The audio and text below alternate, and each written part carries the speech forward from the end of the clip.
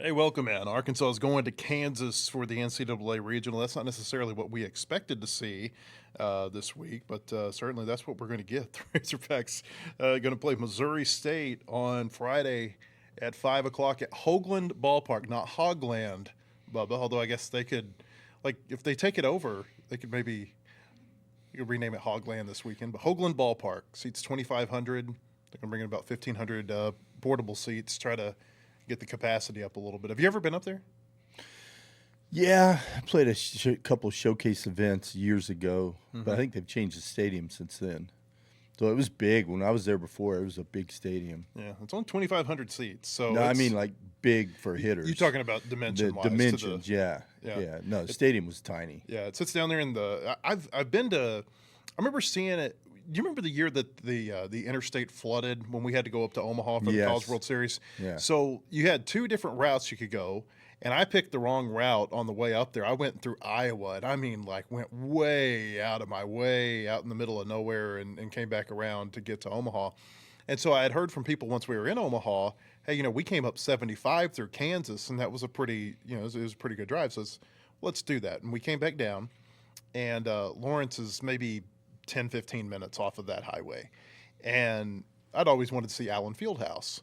And so we went over there, saw Allen Fieldhouse, and then the baseball stadium kind of sits down in this little hill underneath Allen Fieldhouse. And I remember seeing it at the time. I was like, man, that stadium is really small. And here we go. It's going to be a very interesting week. Kind of has a feel of like old George Cole back in the day. You know what my wife said when she saw it? She said it reminds her of when Arkansas went to Allie P. Reynolds for the Oklahoma State Regional in 2015. It's kind of got that. I guess they were built similar time frame in the 1980s, and it's going to be interesting to see how this works out. I got some thoughts on that. First, I want to tell everybody that we are brought to you today by H&R Tire and Auto. They're a third-generation family-owned business serving Northwest Arkansas since 1976. Just like great baseball programs, H&R is built on consistency, trust, and doing things the right way. No shortcuts and no gimmicks at H&R Tire and Auto. Also brought to you by Eggland's Best. When it comes to your game day, you want the best in your lineup. That includes your eggs. Eggland's Best delivers more of the nutrition you need, with 6 times more vitamin D and 25% less saturated fat than ordinary eggs. You can score now with Eggland's Best. Better taste, better nutrition, better eggs. Visit egglandsbest.com for more information. Also brought to you by Southern Loft. They're making room for new inventory with their Furniture Market clearance event that's happening through May 29th. If you've had your eye on new furniture for your home, now's the time to shop and save on stylish pieces of furniture for every room, from comfortable living room furniture to statement dining pieces and more. Southern Loft has options to fit your style and your space. Visit Southern Loft at 3155 North College Avenue in Fayetteville, or give them a call at 479-856-6100 before the sale ends on May 29th. You can find our podcast on Apple and Spotify. Just search Whole Hog Sports. Put our video on our YouTube, Facebook, and Twitter pages. You can search Whole Hog Sports there too.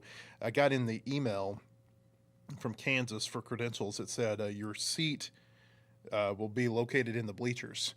So it's a small press box. And I've said this about Kansas, and this isn't to disparage Kansas, but they've never hosted a regional. And they've got a small ballpark. Hopefully, for their sake, having a good team last year and this year, and Dan Fitzgerald looks like he's building something there, it can cause them to go in and renovate their ballpark and maybe bring it more in line with some of the teams that they're trying to compete against, like Oklahoma State in the Big 12. That's one of the nicest ballparks in America. But we're in a day and age where it seems like facilities and amenities and things like that are getting pushed to the side and the back seat because of the money that has to go to the players and the coaches and everybody else. This is stuff people won't see, but we'll see it because we'll be behind the scenes. Players and coaches will see it too. I'm very interested to see how this goes this weekend because you've got a school that has not hosted a regional before. And it feels like they're in a ballpark that's not really set up to host a regional. There's a lot of stuff from, extra spaces where players have to hang out while other games are going on, to the all the media services that have to happen because you're accommodating television and multiple radio broadcasts, and certainly there's going to be a lot of reporters there too, press conference setups have to be there. You have to have media workrooms for photographers. It's just stuff that, like your run-of-the-mill KU, say, versus Kansas State home baseball game, you're just not dealing with. I do know that they reached out to somebody over here at the U of A who previously had worked at KU, who's worked in the baseball management side about 6-7 weeks ago, and kind of they were planning for this. They were trying to get ahead of it. Like, hey, what do we need to know? Right. I'm very interested to see how that goes because, again, it's stuff that you're not going to see on TV. You're not going to see it on the ESPN Plus broadcast, but it's little stuff that can really affect the teams that are playing in this regional. And I feel like it's going to be a real learning experience for KU. Yeah, I think so. And I'm glad they're getting outside advice because, if you don't know how to run a postseason event, it could turn into a clown show. I mean, it just makes it hard on the players. I know from a broadcaster side, Phil already told me the press box is tiny. Mm-hmm. There's only 2 press boxes. Are you going to be out in the seats? No, I think there's room for me and Chuck Phil Barrett in the did a game, and he may have done more than this. I'm sure Chuck's got some great stories. But I remember we were over in ORU one year in Tulsa at ORU.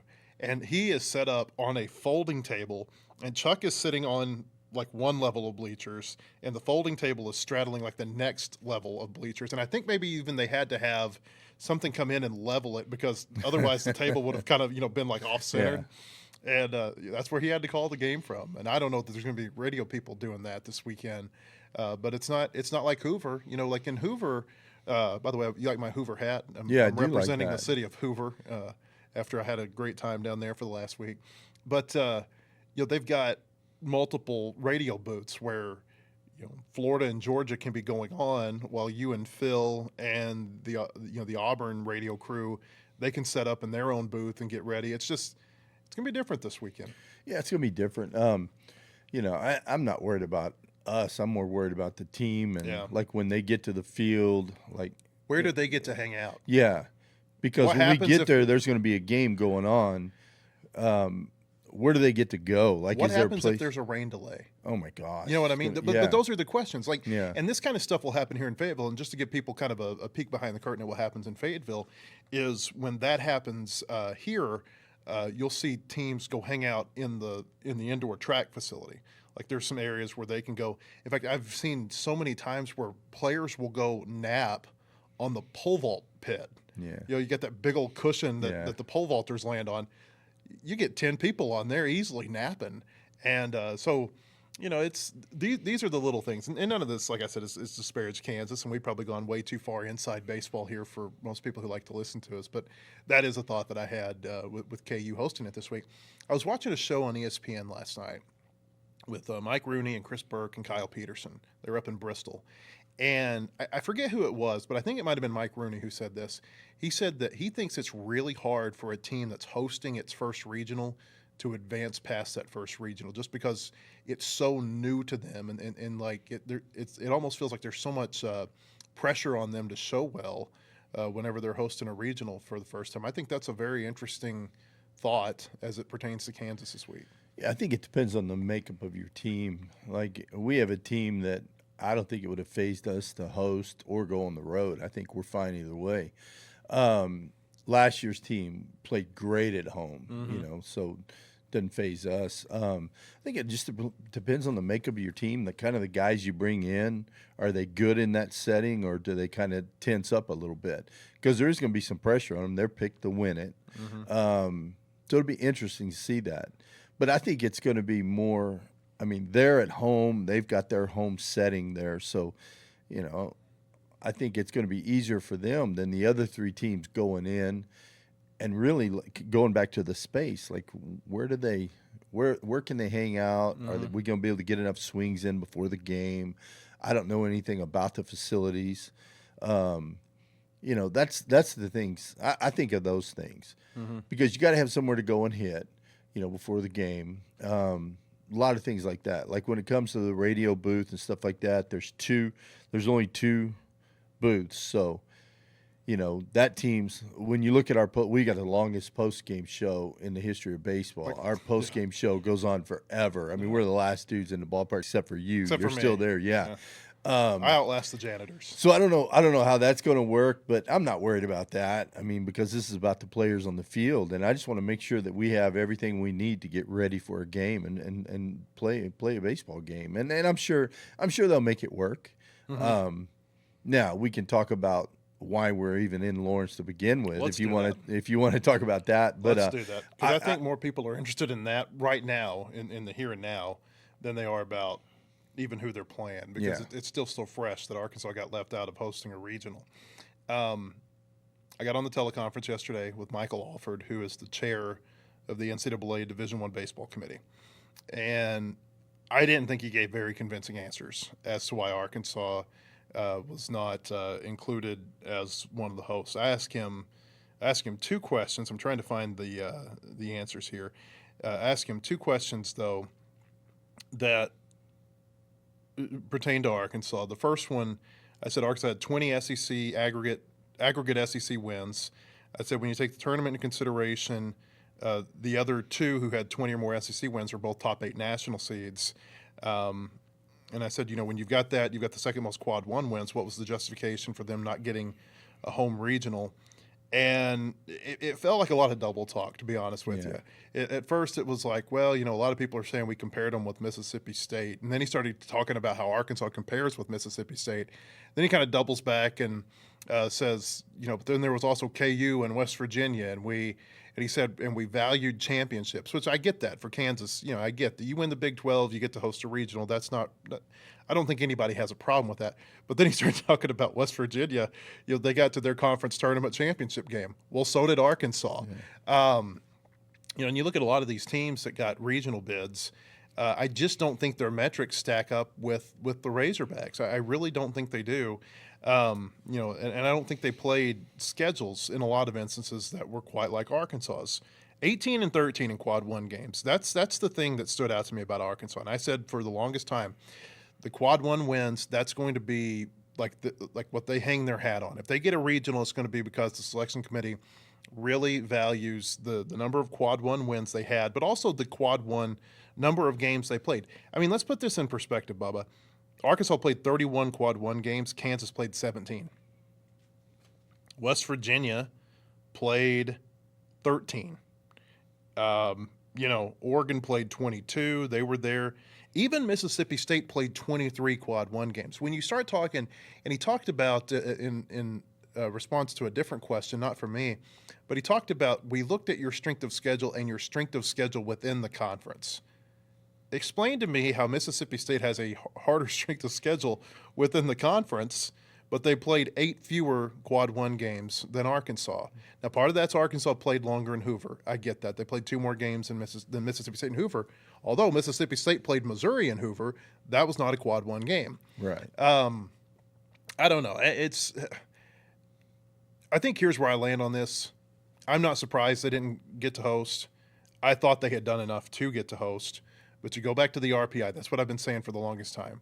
I just don't know that there's a path after a certain point to get their RPI into that range that the selection committee typically has said you get to host with. This year, same as last year, nobody outside of the top 19 in the RPI got to host.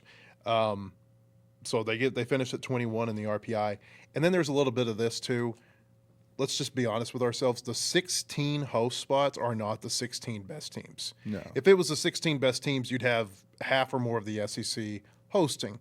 But it's about appeasing the Big Ten. It's about appeasing the Big 12. It's about appeasing a mid-major or two. That's what it's really about. And so, like it's you come up with 16 teams and you try to defend them based on metrics, but it's not the 16 best teams that ever get to host. Because if it was, I think you'd see a lot more host advance than what happens every year. There's always a 2 or a 3 seed, and more so 2 seeds that come in and they'll get hot. And it's kind of clear at the beginning, hey, that team should have been hosted in the first place. Kind of like what happened with Arkansas in 2022. Well, Matt, my thing is sell me on why this team is above us or this other team's above us. And I don't Mississippi State is the really hard sell. It's so hard. Because you look at Mississippi State. If you're going by RPI, then sure. But RPI, I think, has been exposed for being an outdated, antiquated metric. Mississippi State's 13, Arkansas's 21.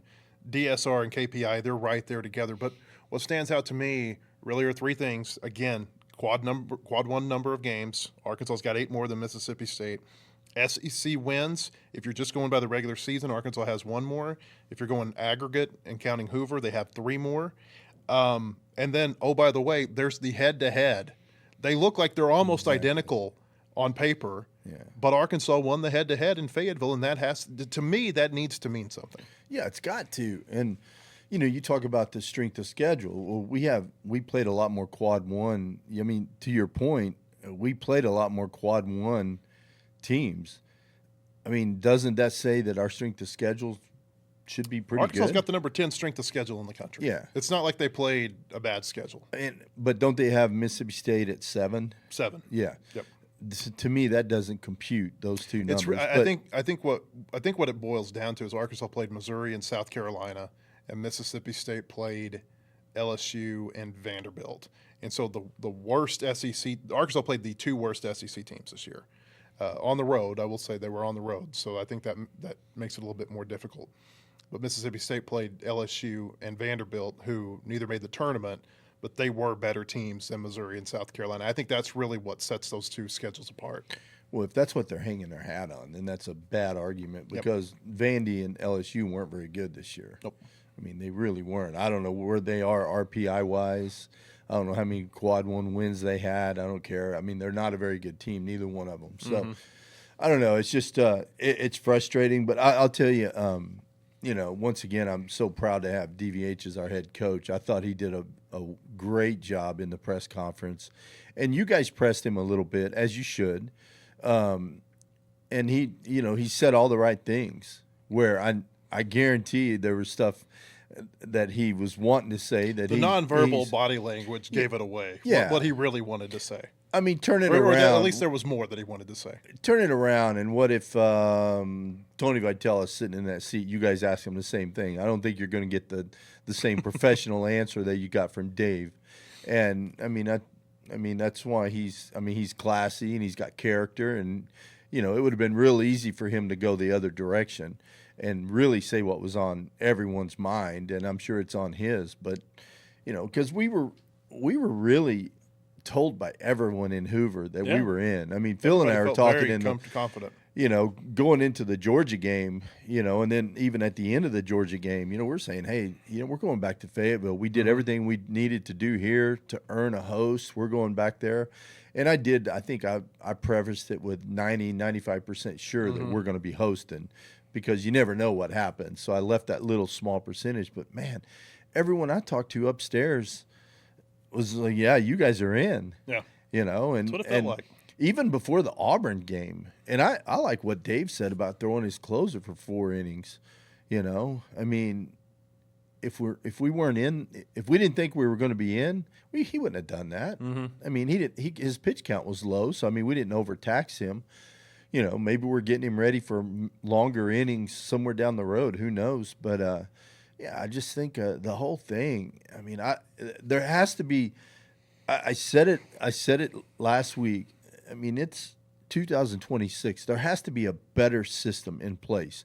Basketball moved to a better system. Yep. I mean, why can't baseball do it? Why are we still stuck on RPI when think about I still go back to Georgia. Going in the SEC tournament, they're 14, right? Mm-hmm. Now, I think they ended up at 7. Yeah. How did they get so much lower when we didn't? We beat better teams than they did. Yeah. Why didn't we get that much lower? I don't know. How did they go from 14 to 7 and we go from 20? What were we? 25 to 21 is where Arkansas jumped from. Okay. Yeah. Well, shouldn't we have gone more? I mean, we beat some pretty good teams. Yeah. You beat Texas. Yeah. You beat Texas Tennessee. gave them the biggest bump. I think Tennessee, they jumped up by a spot. What about Auburn? Yeah, that was weird that Auburn didn't move them. I don't know if that's because they've already beaten Auburn this year. I don't know. I mean, that's the thing, Matt. That's why I need to know. I'm just a wine person. I don't understand. Give me an answer that I like or that I can understand and accept, and I'll move on. And I haven't heard that answer yet. I understand the RPI to a certain point. I don't understand it in other ways. I will say one thing about Georgia. They played a ton of home games this year, and so I suspect that maybe it was all of those neutral site games was really giving them a lot of extra juice, so to speak, just because they hadn't played maybe neutral site games like some other teams have. I don't know. So they I can't get say. rewarded for playing a lot of home games? Well, they were getting. Well, actually, you could say that they were lower in the RPI because they played a lot of home games. So I think, but at the end, I think they might have, and I don't know, but I think they might have gotten a little bit extra reward for playing neutral site games. I We really don't played know. neutral site games too, though. Yeah. Yeah, I'm sorry. we played more than they did down there. Yeah, RPI. Like I said, I understand it to a certain point. I guess I come away from what happened in the last couple of days with some takeaways. Number one is that RPI is all reliable to the selection committee. They have an RPI addiction, and they can't kick the habit. Even when they have all these other metrics that they can pull from, like they still are a slave to the RPI. That is the biggest takeaway. Also, a takeaway is that the teams that had a lot of these RPI related cancellations, they weren't dinged for it. They put out this statement a week or two ago that says don't do that, Right. but then there's no consequences for it. And you've got teams, like I think West Virginia had a number of these cancellations. I think Oregon had one of these at least, where like they're clearly trying to game the RPI system, and they're rewarded with it. I mean, what happens to West Virginia if they play one of those games? Maybe they're not hosting. Yeah. But by canceling those games, they're able to keep their RPI at 17 within that range. So that's a big takeaway, is that there were no real consequences for teams that gamed the RPI. Another big takeaway is that quad one wins, I don't think they matter as much as we thought they did. Because if they mattered, Arkansas would be hosting. Right. They got the second most quad one wins in the country. Only Georgia Tech, who's had a really strong case to be the number one overall seed, I thought. Only they have more. They've got 22 quad one wins. Arkansas's got 18. So that's a big takeaway. And I'll tell you another big takeaway.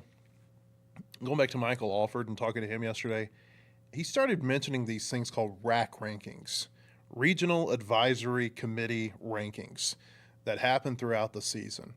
And he basically indicated that if you weren't in those RAC rankings all year, you were going to have a really hard time hosting a regional. And to me, that's wrong. Yeah. And I asked him that. I said, is that not disadvantageous to a team like Arkansas that has a really strong end? I mean, Arkansas went 13-5 down the stretch.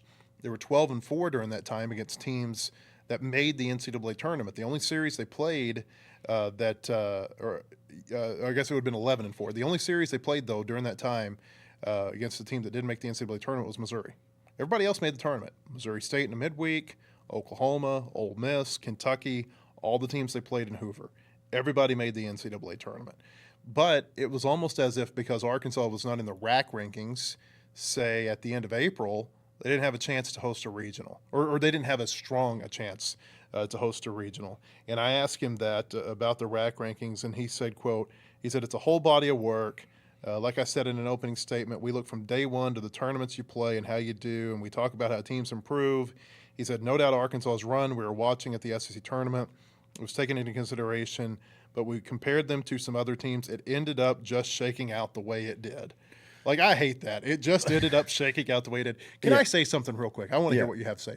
These tournaments, they need way better people going out and defending these selection committees need better people who can actually communicate with the public. Like, it doesn't matter if it's a college football playoff or the men's basketball tournament or the baseball tournament. They got people who cannot communicate and defend their position whenever they're pressed on it.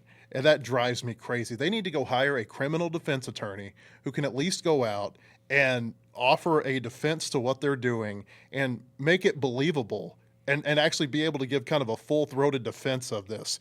Because it's these ADs who they parade out to defend the rankings, they never come off well. Are you just saying defend better or lie better?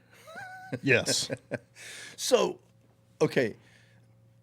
I mean, you said a lot there, but they said I'm sorry. The whole body of work, and how teams improved. Well, we're the definition of a team that improved. We started out 5-7 in SEC. We ended up beating 20 SEC teams. Did we not improve? I think so. I mean, we go and we sweep Alabama. Look at Arkansas when they their played place. Auburn the first time, and then look at them when they play Auburn again in Hoover. Yeah. Tell me that's the same team. Exactly. So, I mean, the guy's talking out of both sides of his mouth. I don't like the fact that he played at Mississippi State. He has a master's degree from Arkansas. Who cares? Maybe they'll take it away after this. Yeah. I mean, yeah, let's revoke that thing. But there's got to be, I don't know. And I got a question, though, and I was curious about this. I thought about it on the drive back home. Do you think – okay, so I don't think these guys keep up. Like, how many Razorback games do they watch throughout the year? There's no way you can watch that many I think college they baseball took the games. easy way out, and they looked at RPI and said, okay, you're not in. I think that's what happened. I think that I don't care about quad one wins. Half of them may not even understand what a quad one win is. I don't know. I don't know who's on the committee. I was going to Google it and see who else on the committee, and it didn't. I didn't want to waste more time of my life. Yeah. So I just let it go. But I think they're sitting there watching it, and they've got the SEC network on, and they're watching us play Georgia. We got run ruled. And I think they looked at that, and they said, no, they're not in. Now, maybe I'm totally wrong. But if you're a baseball person, you understand why Arkansas got run ruled in the first place. But are they baseball people? I don't know. And that's why, actually, I led the story off with Michael Alford, played at Mississippi State and got a master's degree at Arkansas. And the reason I even found that in the first place, because I wanted to know, like what is his qualification for defending baseball stuff? And so he played college baseball. I'll give him that. I mean, he played college baseball, so I will assume that he understands the game. And keep in mind that when you're the chairman of these committees, your job is to defend the position of the committee. It's not necessarily the way you voted, not necessarily the way but you have to go out there and you have to put on a front, even if you disagree with it internally. This is what the committee chose, and now it's now my responsibility to communicate with the public about what the committee chose and why. I don't know how many baseball people they have on the committee, but if you're a baseball person, you understand what happened against Arkansas against Georgia. Yeah. Or with Arkansas against Georgia. It's common sense. sense. They lose. First off, Arkansas's played one more game in Hoover than Georgia has. Second off, Hunter Dietz about has his shin split in half by a 105-mile-an-hour line drive, and he can only pitch 21 innings. Anybody who knows Arkansas this year knows that they have to have Hunter Dietz go deep into games to be able to help them on the weekends. That if he goes 4 innings, they're probably not going to have a very good weekend. And so I think we all knew when he left that Texas game the way he did, and then especially whenever they went all in and brought Gabe Gackel in and threw 6 innings, they weren't winning that tournament. Or if they won the tournament, it was going to be because they beat somebody like 18-17. Yeah. That was how they were going to have to win that tournament. So like there's common sense that has to be involved here. Like, whenever I asked questions after the championship game in Hoover, I didn't ask, hey, why did you lose 11-1 today? I knew why they lost 11-1. Yeah. But you were talking earlier about, and I think it was before we came on the podcast, about we were talking about these teams that are in the regional, and you said eye test. You can look at all these stats, but you want to be able to evaluate Kansas with your eye and Missouri State with your eye, which you can do because we've seen them a couple of times. Northeastern. I think about coaches, and they have all these analytics, but the best coaches are the ones who can take those analytics and digest them and still coach with their gut, with that knowledge, but still kind of understand like the feel of the game. And I don't feel like the selection committee has that gut feel of the game. It's just, let's look at a bunch of data and kind of arrange it a certain way, and we're good. Yeah. How many of the guys on the committee knew that Hunter Dietz got hit and pitched 2/3 of an inning? Well, I would hope every single one of them. Well, they knew he got hit, but did they understand that he threw 2/3 of an inning, and we still did what we did? I mean, we still were able to win and get to the championship game when our number one guy goes 2/3 of an inning. I mean, to me, that's incredible. That says a whole lot about the depth of our staff and guys stepping up and at the plate, but more importantly on the mound. We have some guys have some great outings down there. I don't know. I feel like they took the easy way out, and maybe Dave might have even said it seems like he said easy. And I'm sure there are a lot of other words he would like to have described it. And, Yeah. you know, I don't have to be politically correct, but I'm not going to get into it here. He said a national media member. He said used he said kind of a negative word or a. He Said he won't- described it in one word, I Yeah, think. one word. He Yeah, said I won't. you He want said I me- won't use that word. He said easy is the word I'll use. Can I use it? Sure. Can I say it? Well, I don't know. Maybe spell it. Starts with horse. Okay. Well, all right. I was thinking lazy. Okay. Maybe. I mean, if it's one word, it's two words, but I guess when you combine it, it turns into one word. But it starts with horse. That's the way I would Horse describe. poo. Yeah. I don't like it, and I really think that they just didn't do their due diligence, and you know they go with RPI, and they said this year, we're going to use DSR, KPI, we're going to look at all this, and he comes up with this rack thing. I had never heard of rack rankings. I had no idea when you wrote it. I have a feeling there are going to be a thought- lot of coaches who are now like, whoa, now that's another piece of data that we have to keep in our mind as we go, throughout the season. And again, that's for hosting. Like most coaches are just worried about getting into the field. Right. There's only a handful, especially like in mid-April, who are thinking about hosting probably. But yeah, the rack rankings, I'd never heard of that until yesterday. Good, because when I read your article and I'm like, what is that? Yeah. And I was just going to ask you, but I never heard of it. So if they put that much emphasis on the start of the season and where you're ranked in the beginning on the rack rankings, I mean, it to me, it's about not how you start, it's how you finish. It's your trajectory throughout the season. It hurts a team that has, the way Arkansas did, a front-loaded schedule. Like we sat here 6-7 weeks ago and said, look, there is a path for Arkansas to finish the season strong. They just got to weather this storm of Right. Auburn and Florida and Georgia and all these teams that they played at the front end of the schedule. And then it was like, then there's Missouri, and then there's Oklahoma and Ole Miss at home and Kentucky. It looks like they could win some games, and that's exactly what ended up happening. Right. It's really weird. Baseball is a totally unpredictable sport, but I feel like we pegged exactly what was going to happen with Arkansas about a month and a half ago. Exactly. Even down to the RPI and not being able to get into the regional because they're just going to run out of time being able to get the RPI up high enough. It hurts a team, though, that has a front-loaded schedule. I mean, it's I don't think there's any other way to describe it other than, you got to be really smoking hot at the end if you don't have a good start to be able to get a regional. Or at least But that's we how it were feels to me. We were smoking hot. I mean, Yeah. Well, thought- but more smoking hot. They Well- were they were a 9 and they needed to be a 10. well, okay, so I'm going to go a different direction now. Once again, I'm going to go back to Dave. I think someone asked him, are you guys, because all the way home, I had a few phone calls, talked to a couple people, mainly my wife. We were talking about it. I said, you know what? This is going to make our guys mad. These guys are going to be pissed off about this. Were you mad? I was mad. Did it make you drive faster? Yeah, I got home quick. It's Yeah, the we were quickest kind of I've ever got we were home kind of from we were kind of in Hoover. the same boat. I was about an hour behind Bubba. We made some poor life decisions on the way back from Hoover. Bubba got back about 3:30. Yeah. I think it was about 4:15 when I rolled into town. Yeah, it's the fastest trip I've ever made from Hoover to home. But yeah, but I don't know. I just was kind of like, okay, if I'm a player, I try to view it. I played a long time ago, but I still a baseball player is a baseball player. I try to view it from the player side of it, and I'm going to be mad. I'm going to be mad. I'm going to be like, you know what, we. I don't know if disrespected is the right term. I mean, you're not disrespected. Dave said they're not going to use that card. I know, but that's what I was getting at.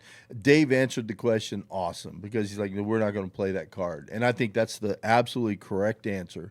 But I think within that clubhouse, if I'm in that clubhouse, I'm like, guys, let's go there and just beat the snot out of everybody down there. And I mean, that's the feeling that I would have. Now, am I going to get in front of a mic and say it if I'm a player? No, you don't do that. And these guys know not to do that. But I bet you inside that clubhouse, there's a little bit of anger. These guys played their butt off to do everything they could to host. thought we were hosting, and then they get it taken away from them. So there's going to be some mad guy. There's going to be some anger in that dugout. Now, I hope we go out there and we take it out on Missouri State Friday, and then whoever we play on Saturday and so forth. But yeah, but I thought Dave was awesome. He He's said diplomatic. what's that? Diplomatic. Yeah, he said the right things, and yeah. But I don't know if I would. different things could be said behind closed doors. My wife actually asked me, "How would you have handled that?" And I said, "Here's the way when I coach, I'm pretty even keeled. The only time I get really mad if someone disrespects my team and my players. I get fired up, whether it's an umpire, a coach, even some loudmouth person in the stands. I don't like it, and I'll say what I think needs to be said. Now, once I'm done saying it, it's over. I got to get my point across, though. But it's different. I thought Dave handled it perfect, and I think now all we can do is focus on Missouri State and go in there and play the best game we can play, and then move on from there. Try to turn Hoagland into Hogland. There you go. I like it. Reminder, our baseball podcast sponsored by H&R Tire and Auto. They're a local shop that's been family-owned for 3 generations. They built their reputation on taking care of customers the right way. That kind of longevity doesn't happen by accident at H&R Tire and Auto. Let's talk about this field. Kansas, 42-16. They got a 25-8. I used to never want to use the record of the conference tournament and combine it with the regular season record when I'm talking about a team after the season ends. I've totally changed my ways after seeing the way Arkansas played in Hoover, because I do think that there is value in winning, in winning games against conference teams. So I'm using the aggregate records here. Can I interrupt? Yes. Are you going to feel that way next year? Because Dave even said, well, maybe we ought to reevaluate, or I don't know, I don't want to quote him, but something to the fact that we need to reevaluate the way we approach that tournament. It depends on if I'm wearing my Hoover hat or not. Yeah. If I'm not, because maybe why I feel not just go down there and pitch a couple freshmen, play some younger dudes, let them get some experience, or do like what Texas did and kind of audition yourself for, hey, if this happens in a regional, this is how we're going to do it. Yeah. That's what they did. Yeah. Texas looked so disinterested in that game.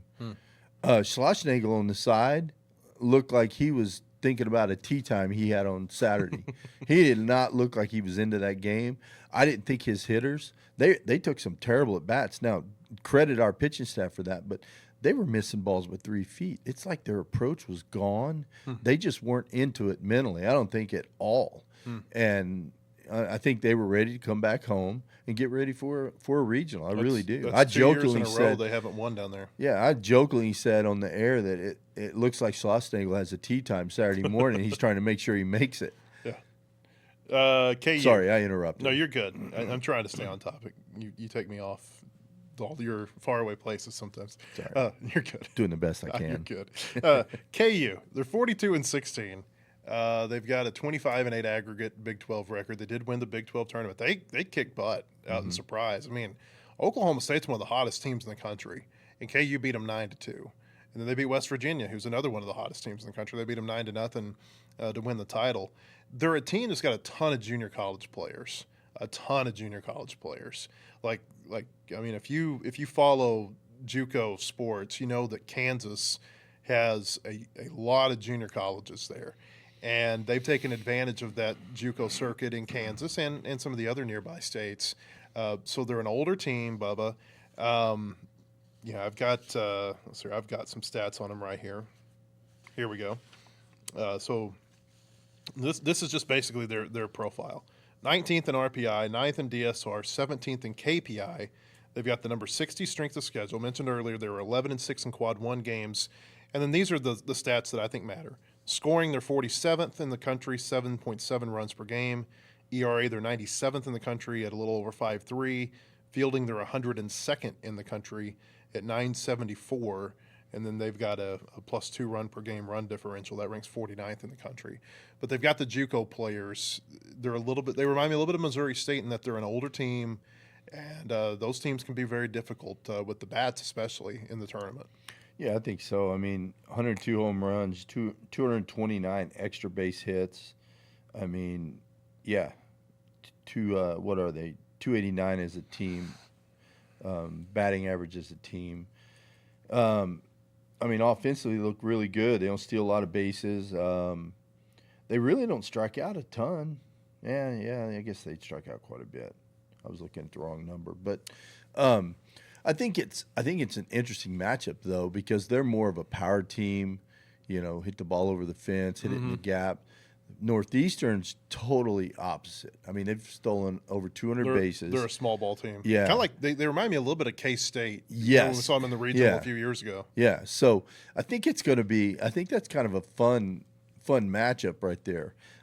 They've got a few pitchers that get ground balls, so we'll see if that neutralizes Kansas's bats, keeping the ball in the ground versus getting it up in the air in the gaps and over the fence. So I think that's going to be. I think that might be a fun matchup. That's a game that. Anything can happen. You get a team like that and you get them on base, they start pestering the pitchers a little bit, stealing bases, bunting, hitting, running, doing all those little things that those teams do. It can be frustrating for a team that's not used to that. And there's not a lot of that. Well, I'll say there's not. There's a few teams that play that way in the Big 12, but still, I think it could be frustrating for Kansas. They're 18-5 at home. I looked up their home record. I think they went 4-3 against NCAA tournament teams at home. They got smacked by West Virginia about 3 weeks ago. That was one of those deals where West Virginia, if they were one game closer to KU in the standings, they get the number 1 seed in the Big 12 tournament. But they were too far back at that point, and KU ended up winning the regular season. They beat UCF, swept UCF at home, and then they beat Nebraska in a midweek. So 18-5 at home. Go back to Arkansas playing on the road. They've been a really good road team. Like, they've been really good away from Baum this year. I think some of that has to do with the teams they're playing. I mean, they got to play Missouri away, and they play South Carolina away. I mean, let's think about if you flip this, and Missouri and South Carolina are in Fayetteville, and Georgia and Florida are on the road. Well, the road record probably doesn't look as good, and the home record looks a lot better. So some of it's about the teams you play. Kentucky, they got to play them on the road. Not a bad team, but not a great team either. They went 3-1 in Arlington, went 3-1 in Hoover. Don't forget about Alabama. Don't forget Alabama. They swept Alabama. That was a big win for them. But the 18-5 home record, it's a good home record, but they played 7 games against NCAA tournament teams. I don't know how challenged they've been on that field. And again, West Virginia, who I think is the best team that came in there, they beat them up pretty good, especially in Game 3. But they beat them all 3 games. I mean, that's the thing. You think of the last time they played at home, they got swept by West Virginia. They haven't played at home since. Was that their last? Yeah, that's right. That's right. Because they went to BYU to end the year. So I mean, that's something else to look at. I mean, not that that's that big a deal. Turf field. Arkansas's got some experience playing on turf this year, especially of late. I mean, Missouri and Kentucky. Yeah. So I think I don't know. I just the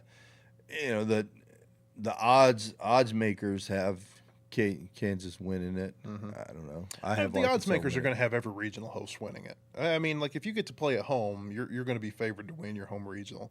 I feel like this is one of the 2 best setups maybe 3 best setups for a number 2 to go in and win. I like Oklahoma State at Alabama. I think they could that ballpark. I just feel like Oklahoma State could have some success against that field. I'll tell you another one is Oregon State going to Oregon. I think Oregon State felt like they might they got the shaft a little bit. Now they're playing an independent schedule, and so it's hard for them to get the metrics up like quad 1 wins and things like that. But they're an awfully good team. They're playing nearby at Oregon. And then, like, if you were just going to take the field somewhere, Nebraska has to have Ole Miss and Arizona State come in. Yeah. Like, that's going to be really tough for them to win their home regional too. But, hey, I mean, it's not just Arkansas. Missouri State is very capable, I think, of going in and winning this regional this weekend. Missouri State doesn't have the pitching that some of these teams have. But, man, that lineup they have is awfully, awfully good. We've seen it a couple of times. Well, I think our pitching can neutralize that. It's different than when we played them on a Tuesday night. I think, I don't know if we'll pitch Gackle or Dietz. I think part of it would come down to the splits, Yeah. Dave also mentioned Dietz's health and whether or not they wanted to give him an extra day of rest for that shin injury. Yeah, it could be. Yeah, that could be something. But I think a lot of it might come down to how they hit against lefties versus righties. I know they got some power in their lineup, both sides of the plate. So we'll see. We'll see how they do that. But I feel like our pitching can neutralize that hitting. And then I feel like offensively, I think we're going to score. I think we're going to score against them. This feels like it could be a high-scoring regional. I think you look at a plan like you give Nate Thompson and Bobby Warnes a week to put together a plan. I think we're going to go in there with a good plan offensively. It's up for the guys to stick with the plan and the approach, but I feel really good about us going in. And we've seen a lot of their guys. Now we haven't seen their weekend guys, I guess.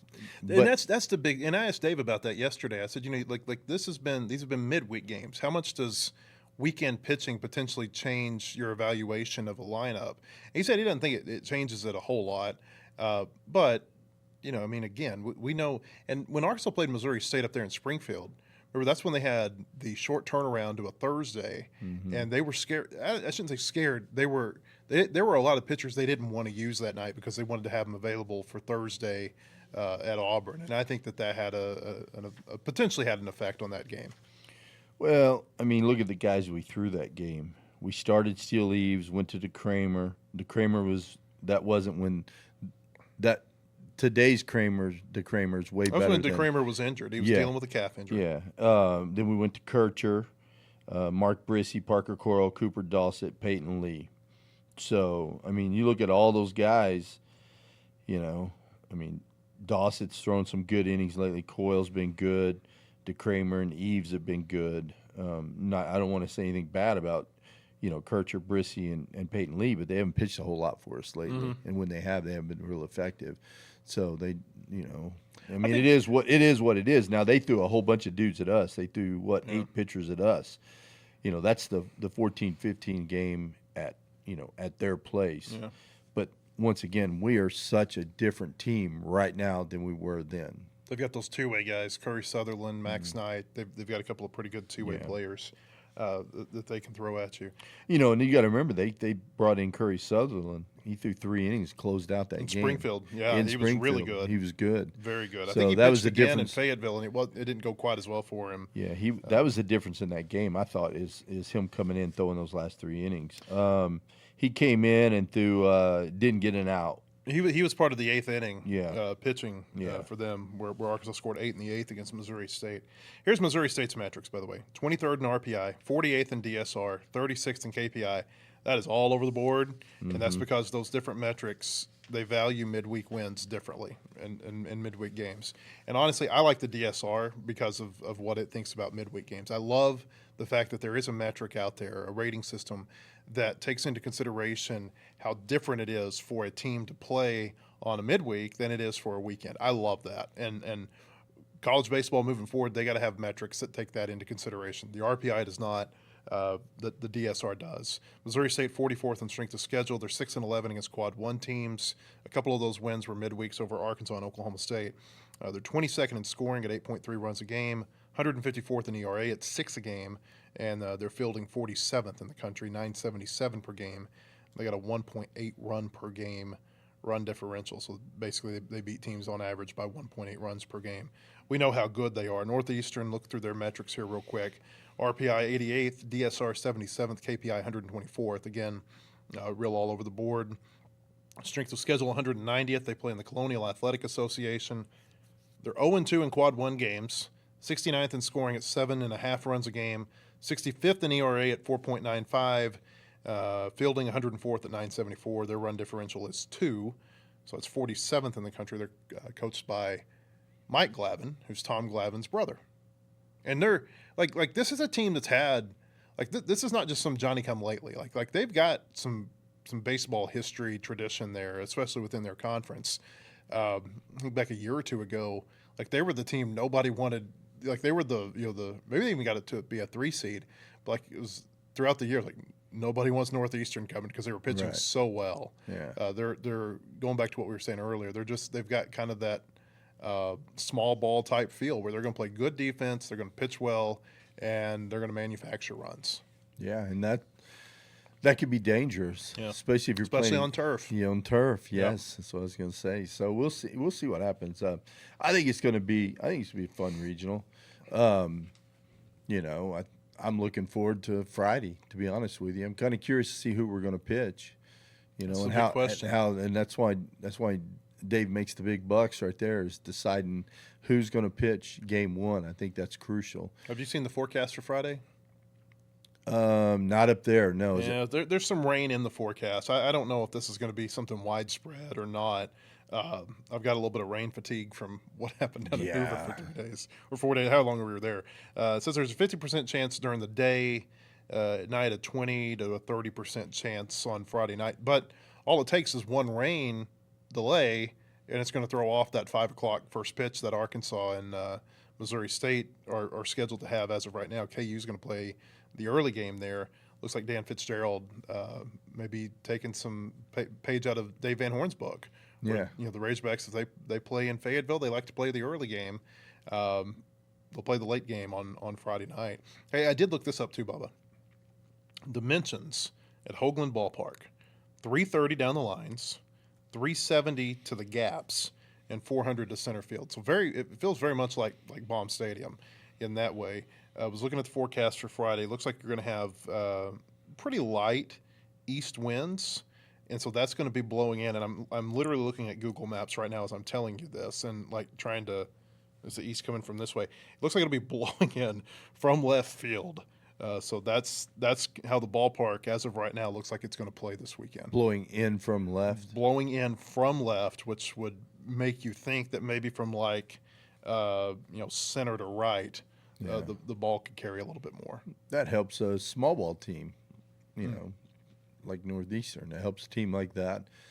I think the good thing about the Razorbacks, we can beat you multiple ways. We can hit home runs, we can hit balls in the gaps, we can walk, we can also steal bases. Now, we didn't steal 210 or whatever Northeastern stole. Was it 210? It was a lot. Yeah. 210, that sounds like a lot, but maybe they did. I'm looking this up. Keep going. I'll tell you in just a second. But I think we can beat you in multiple ways. If we have to play small ball, we can. But if we need to bang, we can bang. 210 Yeah, out of 253. Yeah, I thought that was That's a what big what it number. was. That's a huge number. Like we thought that OU with 100 and whatever, 102, that was a big number. This is double that. But think about, okay, so look at their own base percentage. I was looking at their own base percentage earlier. 435, or is it 399? 399. So think how many runners they had on base. That's a lot of runners on base to attempt that many steals. That's So a good they're point. finding a way to get on base. Yeah. Walk, hit by pitch, base hit, whatever. They're finding a way to get on base because that's a lot of runners at first. You can't steal first Man. if you don't get there. So they're getting on base somehow. 210 stolen bases. Yeah. That is a big time number. And then success, 210 out of 253. I don't care who you're playing against. Now, there are going to be better catchers in this regional, I'm sure, than they've seen in the CAA, and obviously, better times to the plate too by the pitchers. But those are big numbers. I did not realize that. I knew that they were a high steal volume team. I didn't realize it was quite like that. I'm looking here.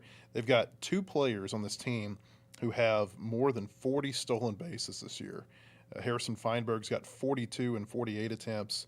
And then, I'm going to mess up this name, Carmelo Masakia, I guess, 44 out of 54. I need a pronunciation guide. You did good. Yeah, you don't know that. No. No, you don't know. No, I looked at the names because I wanted to know who the fast Did you look at the guys were. pronunciation guide? No, hell no. I didn't look at that.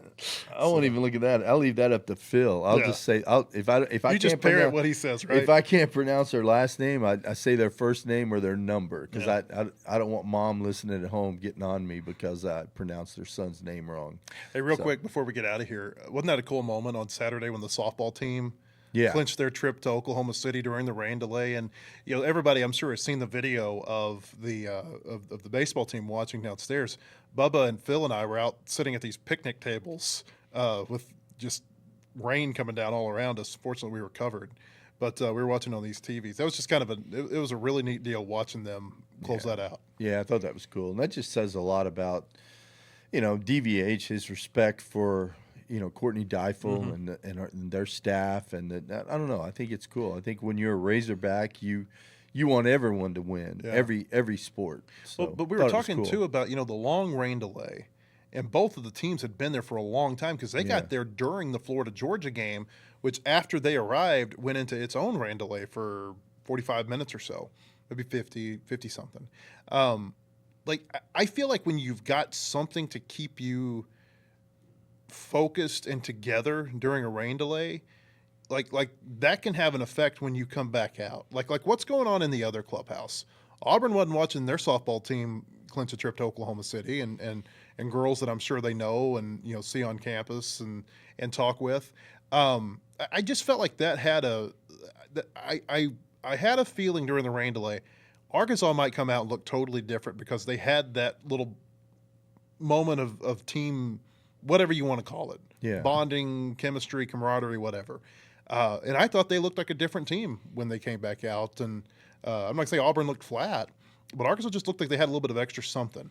And I wonder how much that rain delay had, or watching that and being able to experience that for about an hour during the rain delay might have helped. Yeah, I think it had a lot to do with it. Think about it. If they're not watching that. I don't know DVH's rule on cell phones and all that, but if you're sitting there, watching your cell phone, there's like scientific evidence how that's so bad for you before you go out and you play a sport, especially a sport like baseball. It has to do with your eyes, your focus, and all that. You shouldn't have a cell phone in your hand. Nick Mingione said that they have a rule at Kentucky that they have to leave their cell phones on the bus. And I actually heard him talking about this in relation to, they had like a 7.5 hour rain delay at Florida, or maybe 7.5 hour of cumulative rain delays when they were at Florida. And he said none of them were on their phone. And so it forced a lot of face-to-face interaction. Yeah. And I thought that was really smart. Yeah, I mean, think of the old days. You sit around the clubhouse and during a rain delay, you talk about baseball. That's what you talk about. That's how you learn about the game, is talking about it. It keeps your mind engaged. And, if you're on your cell phone, you're not thinking about baseball. Yeah. I mean, maybe you're watching highlights. I don't know, but still, it's I'll say there was a game. This totally. I don't want to bore you with this story, but came in the dugout a few weeks ago. We had just beat a team really bad. We're playing another team that we're better than on paper. We should have beat them. And I'm outside talking to a few of the tournament officials. I come in the dugout, and we're getting ready to play. And I look, and almost my whole team's on their phone. I'm like, hey, put those things up. And we went out and just absolutely laid an egg. It's like we weren't focused on the game. Our approach at the plate was gone. And so I started doing a little bit of like light research about the effects of that. And it's like a legit thing. It has to do with your eyes and how they focus on things. And it's hard to go from this focus here out to a focus on the field of the ball coming at you. It affects you, I think, more as a hitter than anything. But still, just the way our bodies work, the way our eyes send signals to our body. Because as a hitter, you got to trust your eyes. If your eyes aren't doing the right thing, then you're going to struggle. So I would think there's some mind, like how it affects your mind too. You got to be focusing on what you're about to go be doing, not what you're looking at on TikTok or Instagram or whatever. Yeah. Buddy Bell had a rule with the Rockies: no cell phones on in the clubhouse. When you turned it off, you kept it off. A bad rule, I would think. He was having a team meeting one day, and a cell phone went off, and he absolutely lost it, threw a chair, just went nuts. And come to find out, it was one of our players. His wife was in the hospital about to have a baby, and so his phone was on. But by the time we found that out, I mean, he destroyed the clubhouse. But it was So I always kept my phone off, so I don't want to get the wrath of Buddy Bell. But it's kind of a funny thing. So, but hey, back on this, I feel good. I feel good about our guys. I've liked this team all year. I think Hobbs has done a great job with the pitching staff. I think DJ's done a good job with the scouting side of it. I think offensively, I think you look at Nate and Bobby, what they've done with the guys offensive. We've come a long way from the start of the season to where we are now. A lot of growth. Now, we're still having some bad at-bats, but some of that, you tip your hat to the pitcher. I was a little frustrated with all the strikeouts over the weekends. If you've heard me talk, I hate strikeouts. Now, you can say part of that we got out of our approach. Part of it was just we were facing elite pitching. And so Dylan Volantis will do that to anybody, won't he? Yeah. Holy cow, that guy was good. Yeah, he was good. He was really good. So, but, I think we're trending in the right direction, and I think we're going to go into Lawrence and make a statement. I don't think the pitching they're going to see in Lawrence is going to be as good as what they saw in Hoover. No, personally, hell no, not even close. So I mean, I think this is a very winnable regional for Arkansas. But again, Missouri State, KU, older teams, veteran teams, and you can throw Northeastern in that mix too. Like, it's not going to be a cakewalk. Like if Arkansas goes in and wins this, they're going to have to really earn it over some teams that are really experienced. Want to get more time? Our baseball podcast brought to you by H&R Tire and Auto. They're proudly family-owned since 1976. They're trusted across Northwest Arkansas, committed to keeping you safe on the road all season long. You can learn more or schedule service at hrtireandauto.com. Appreciate you being here with us. And we'll have another podcast in here tomorrow. Then Bubba and I are going to hit the road to Lawrence. Hope you read our website, wholehogsports.com. We'll have all of our baseball coverage there. Have a great day, everybody.